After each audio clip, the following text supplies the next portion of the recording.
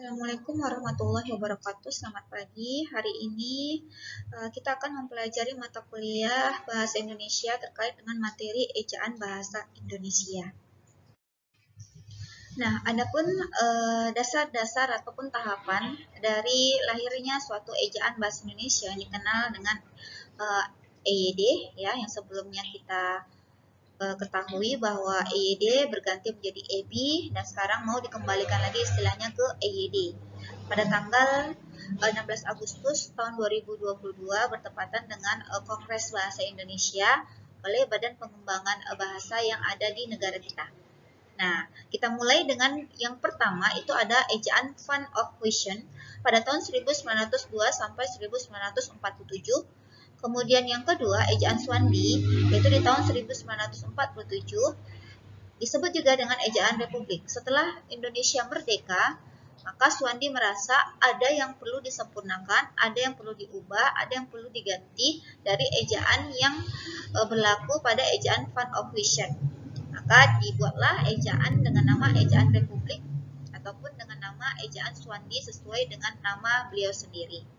Nah, kita masuk yang ketiga yaitu ejaan Melindo. Ejaan Melindo itu adalah Melayu Indonesia.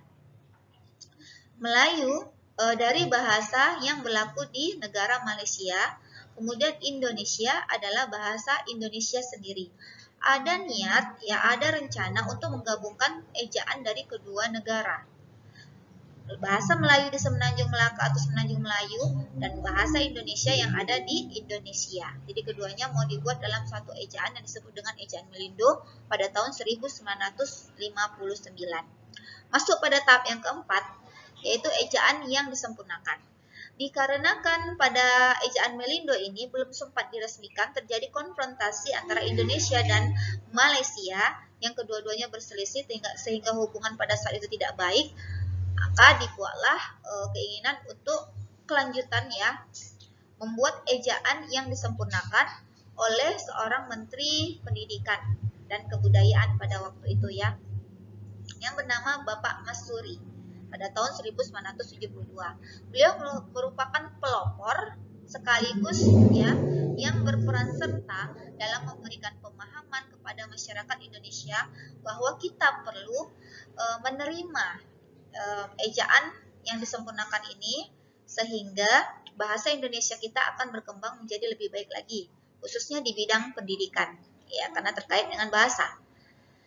Ketika beliau ikut mempelopori dan membantu untuk memberikan pemahaman kepada masyarakat Indonesia, maka dibuatlah juga ejaan yang disempurnakan ini sebagai ejaan Masuri. Lanjut yang kelima, itu ada yang namanya ejaan bahasa Indonesia.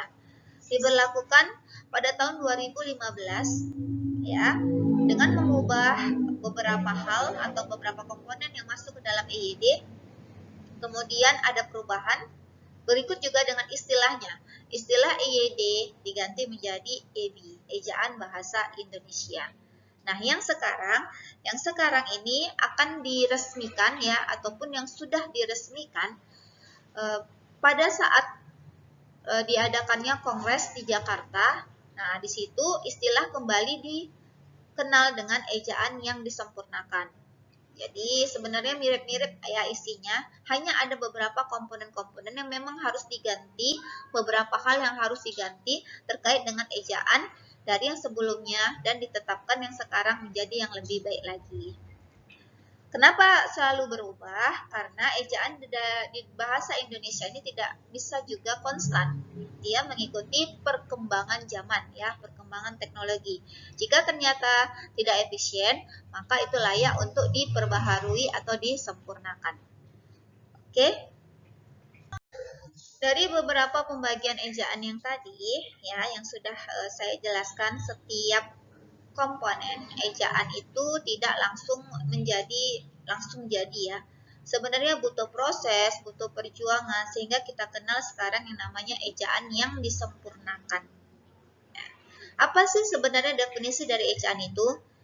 Ejaan adalah kaidah cara menggambarkan bunyi-bunyi atau kata atau kalimat dan sebagainya dalam bentuk tulisan berupa huruf-huruf serta penggunaan tanda baca. Nah, kita mulai dengan ejaan Fund of Vision. Ya, ejaan ini menggunakan huruf Latin dan bahasa Belanda.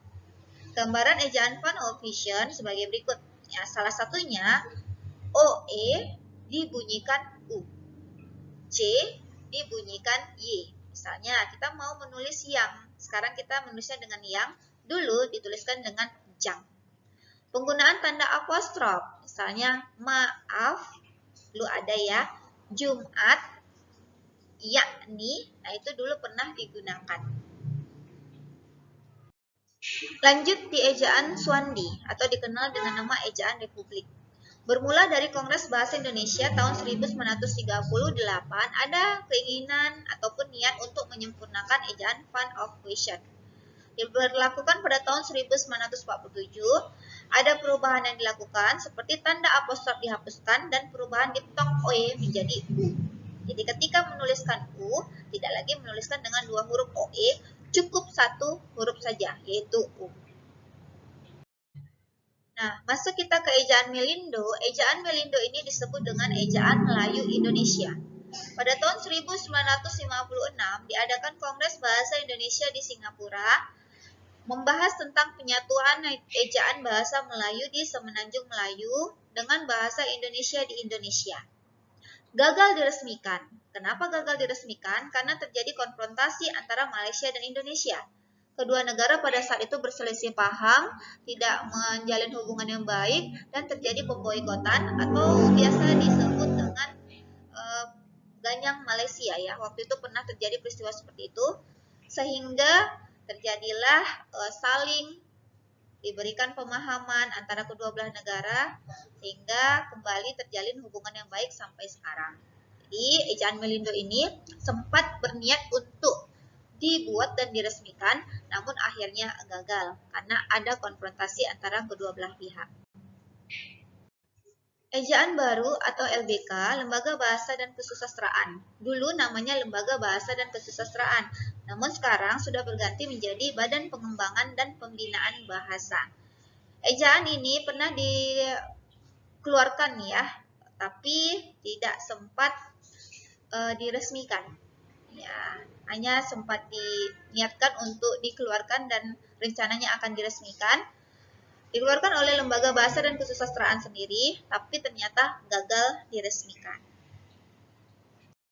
Untuk ejaan yang disempurnakan pada tahun 1972, kita mengenal dulu di masa-masa SD, SMP, dan SMA. Ejaan yang disempurnakan itu sering disingkat dengan EYD. Ya, sebenarnya diresmikan pada tahun 1972 oleh presiden yang menjabat pada waktu itu, yaitu Presiden Soeharto di tanggal 16 Agustus 17 Agustus 1972.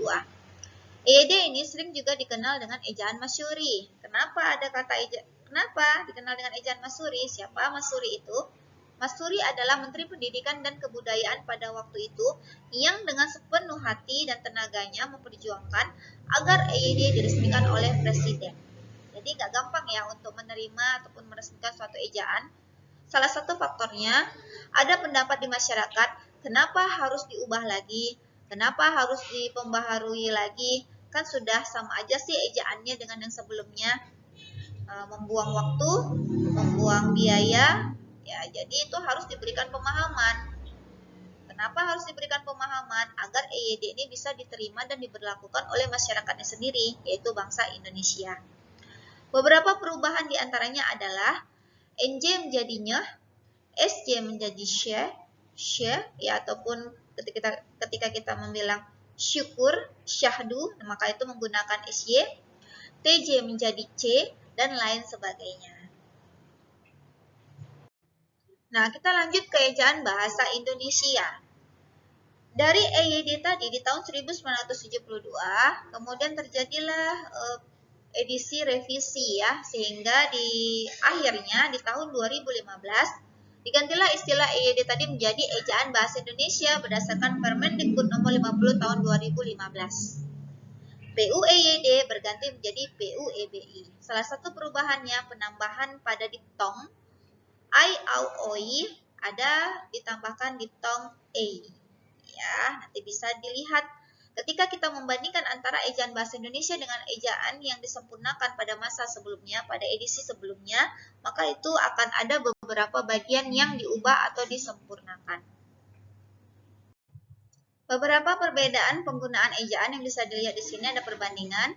Ada yang namanya ejaan Fund of Vision, ada yang namanya ejaan Republik atau ejaan Swandi, ada namanya ejaan yang disempurnakan. Kita ambil satu kata saja. Ja tanda apostrof ni.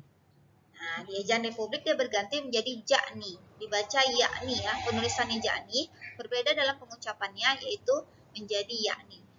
Kemudian di ejaan yang disempurnakan, penulisannya yakni dan tetap dibaca dengan yakni. Jadi, ada beberapa perubahan, salah satunya dengan kata yakni yang ditulis awalnya dengan ja tanda apostrof, kemudian diganti dan akhirnya disamakan antara penulisan dengan cara membacanya. Untuk TJ, ya TJ itu seperti huruf yang mewakili bunyi C. Jadi, OE itu U, jadi penulisannya TJOE ya, kemudian diganti oleh Swandi menjadi OE itu jadi U, TJU dengan TJ tetap bertahan, penulisannya tetap TJ. Kemudian di ejaan yang disempurnakan TJ itu diganti menjadi C untuk mengefisiensikan agar tidak terlalu banyak penggunaan huruf untuk mewakili satu huruf saja. Diganti menjadi cucu. Cara membacanya sebenarnya sama, cucu, cuma dalam penulisan terjadi perbedaan. Tapi untuk ejaan yang disempurnakan, penulisan dan pengucapan itu sama. Oke, sampai di sini dulu Ibu akhiri ya untuk materi pada perkuliahan kita di pertemuan 2 ini.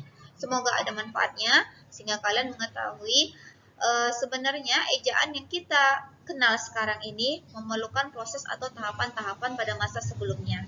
Ya, ada di situ yang namanya ejaan Fund of Vision, kemudian ejaan Swandi, lalu ejaan Melindo, kemudian di situ ada proses ejaan yang dikeluarkan oleh LBK, tapi namun gagal diresmikan. Kemudian ejaan yang disempurnakan berganti lagi menjadi EB, dan ini sudah diganti lagi kembali menjadi EYD. Oke, sampai di sini dulu pertemuan kita. Lebih dan kurangnya saya minta maaf. Semoga materi ini ada manfaatnya, memperdalam kaidah bahasa Indonesia, mengetahui sejarah bahasa Indonesia kita, dan memperkuat nasionalisme kita. Saya sudahi dengan mengucapkan Assalamualaikum, selamat pagi.